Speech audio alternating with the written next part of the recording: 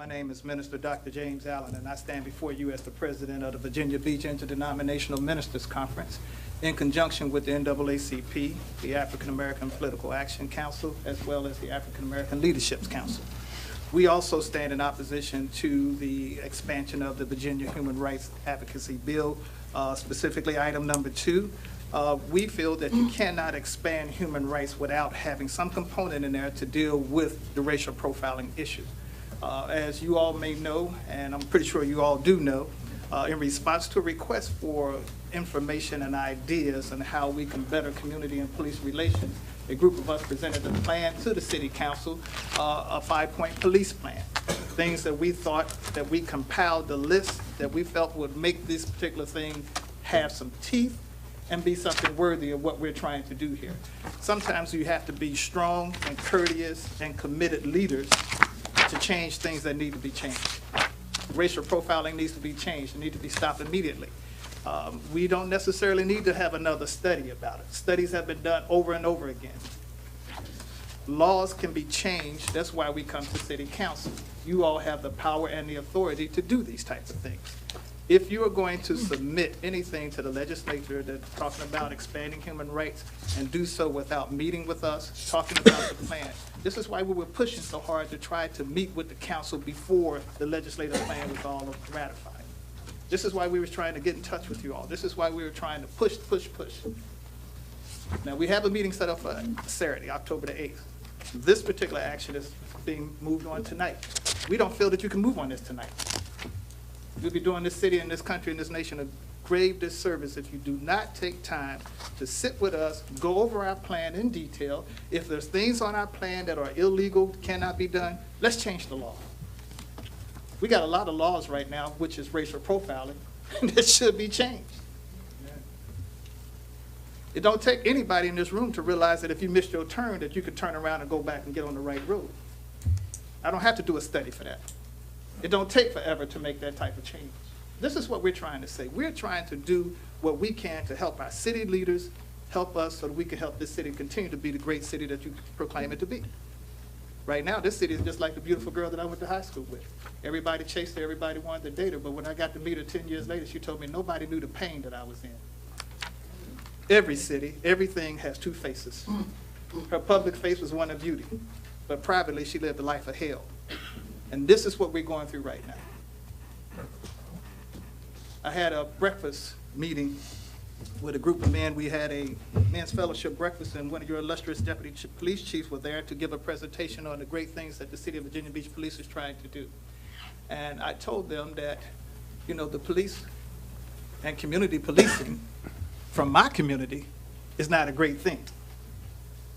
That's the new catchword now. Everybody want to talk about community policing. Community policing still deals with racial profiling. And I told him that all policemen, you know, can't be necessarily be doing this kind of stuff, and he felt as though I was lumping him together with bad cops. I told him, welcome to my world. Police lump us together whether we doing anything or not. I'm lumped together because I'm black. The color of my skin is not a crime.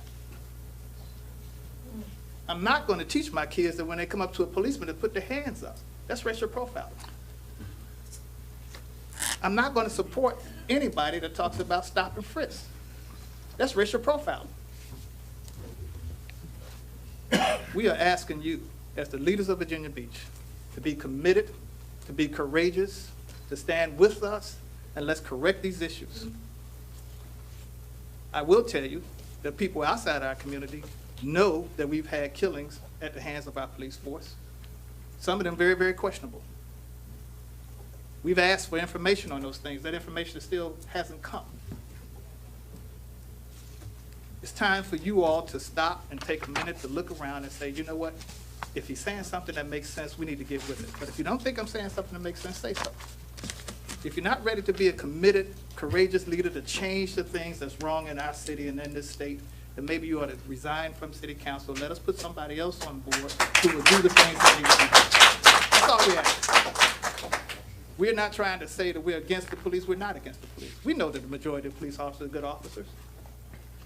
But you can't tell me that a city of 20%, 28% African Americans can only come up with 8% of police officers. I remember a few years ago, sir, sitting in a meeting with you for a fireman's job. And you told us that there was close to 3,000 applications received. You guys stopped looking when you got to 1,500, and there was not a single African-American qualified to be in the fire. Something's wrong with that picture. This is a Navy town. Every Navy sailor knows how to fight a fire.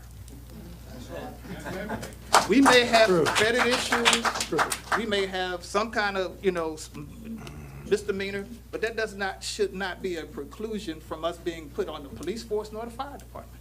That's racial profiling. I can't begin to tell you how many people, since we started talking to our community, that's come to us with racial profiling on their jobs. They're not getting promoted. Racial profiling in our police force.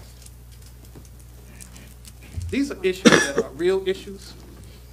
They're going to take adult conversations. It's going to be some hard nights. I'm going to have to say some things very frankly, and I'm going to have to hear some things very frankly. I don't mind that.